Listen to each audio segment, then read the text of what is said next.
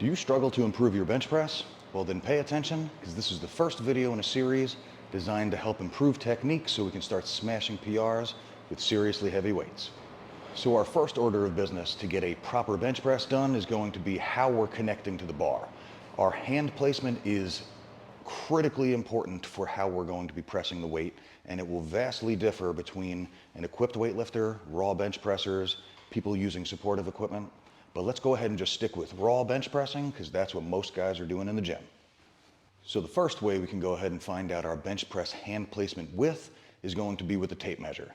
A good general rule of thumb would be to take the distance between your shoulders at the collarbone straight across and just multiply that by 1.5.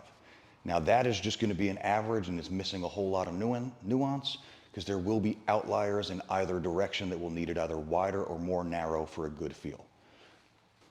Now, a more nuanced approach to it would be by trying to find what I like to call the pocket. The pocket is where our shoulders will have the most range of motion, be able to be depressed down and back, and have a nice fluid motion through it.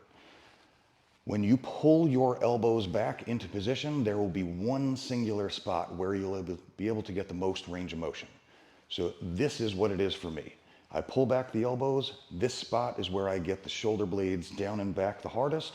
I get the elbows into a proper position, and the hands are getting nice and deep where I should be bench pressing from. This is going to have the bar laying right across my chest with a nice proper pause. Now what this is going to look like from the side, and this is how you'll be able to see if it's the right spot for you, is arch, pull into the pocket. This is where it is for me. If you start to move out of the pocket, your hands will go forward in either direction. So this is my perfect spot.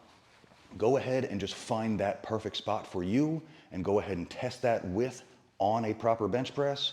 It should feel much more natural, have the elbows nicely tucked in, and produce a whole lot of power.